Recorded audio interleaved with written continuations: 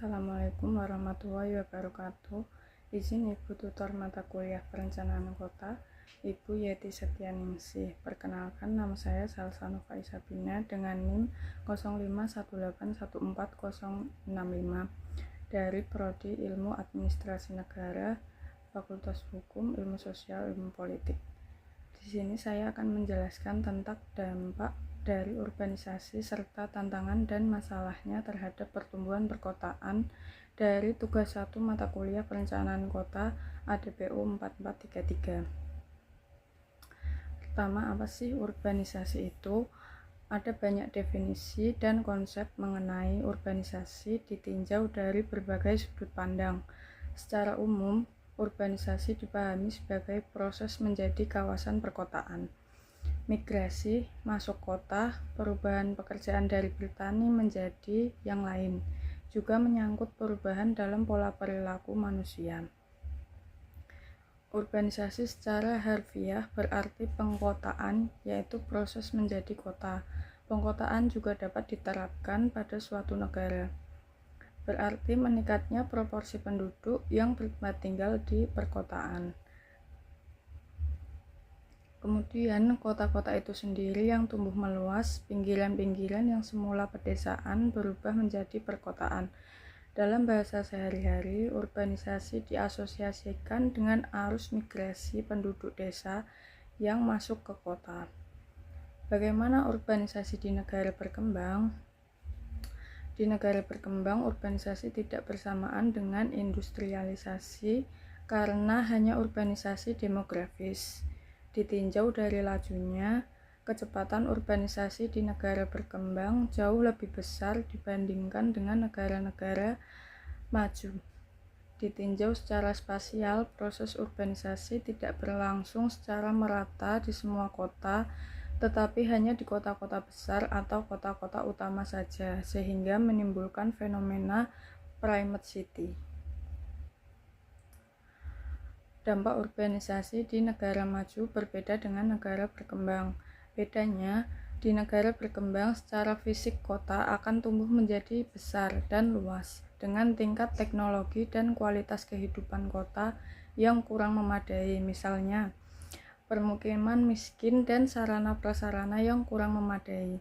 Sebaliknya, di negara maju, perubahan fisik kota berkembang dengan permukiman elit di pinggiran kota yang ditunjang teknologi maju. Meskipun di beberapa negara sedang berkembang di Asia Tenggara, nampak adanya korelasi antara perkembangan ekonomi dan tingkat urbanisasi.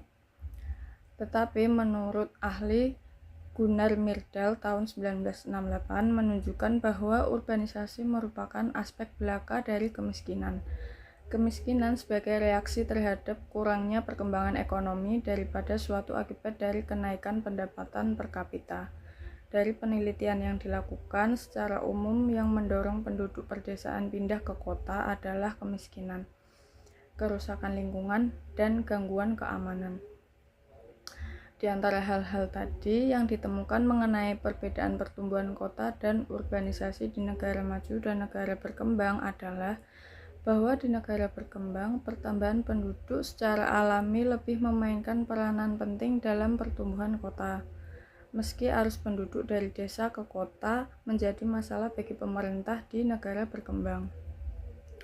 Hal yang lebih penting dari perpindahan penduduk adalah lebih besarnya jumlah kelahiran atas angka kematian, yang harus mendapatkan perhatian penuh dalam usaha mengurangi laju pertumbuhan kota. Karena itu, perencanaan kota pada tingkat pemerintahan apapun, baik nasional, regional, atau lokal, harus mencakup kebijaksanaan penduduk sebagai unsur yang tidak dapat terpisahkan dari adanya kebijaksanaan sosial dan ekonomi dalam hubungannya dengan urbanisasi. Tantangan besar terkait dengan pertumbuhan perkotaan, terutama di negara-negara berkembang, menurut Devas dan Rakodi 1992, yaitu 1. Perkembangan yang sangat pesat. Jumlah total populasi perkotaan di negara berkembang lebih besar dibanding dengan negara maju pada awal tahun 1970-an. dan sekarang berada sekitar 1,4 miliar jiwa dibandingkan dengan 900 jiwa di negara maju. Rata-rata pertumbuhan populasi penduduk perkotaan telah melambat sejak tahun 1950-an, baik di negara maju maupun di negara berkembang. 2. Implikasi pertumbuhan kota terhadap kebutuhan sarana dan prasarana perkotaan. Pertumbuhan yang sangat pesat dari populasi perkotaan berdampak terhadap kebutuhan prasarana dan sarana perkotaan. Kegagalan meningkatkan suplai air, sistem sanitasi, suplai perumahan, dan transportasi untuk mengimbangi pertumbuhan populasi telah menjadi penyebab utama dari masalah kota-kota di negara berkembang. Ketiga, alasan pertumbuhan kota-kota terus berlanjut. Di masa lalu, pertumbuhan perkotaan yang sangat pesat dikaitkan dengan migrasi. Motivasi utama untuk migrasi adalah ekonomi, yaitu kebutuhan untuk mendapatkan penghasilan yang lebih tinggi. Pola urbanisasi juga dipengaruhi dengan bagaimana cara organisasi perekonomian dan bagaimana negara berinteraksi dengan ekonomi global. Kota-kota menawarkan kondisi menguntungkan untuk modal dan menarik pemusatan finansial, kekuatan industri dan komersial, seperti juga perluasan pasar melalui perbedaan selera dan perilaku konsumen. Keempat, apakah pertumbuhan kota merupakan sesuatu yang baik atau buruk?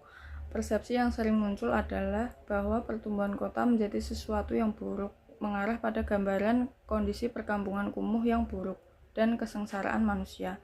Di sisi lain, banyak yang melihat kota-kota sebagai simbol kemakmuran dan peradaban dan sebagai mesin pertumbuhan ekonomi.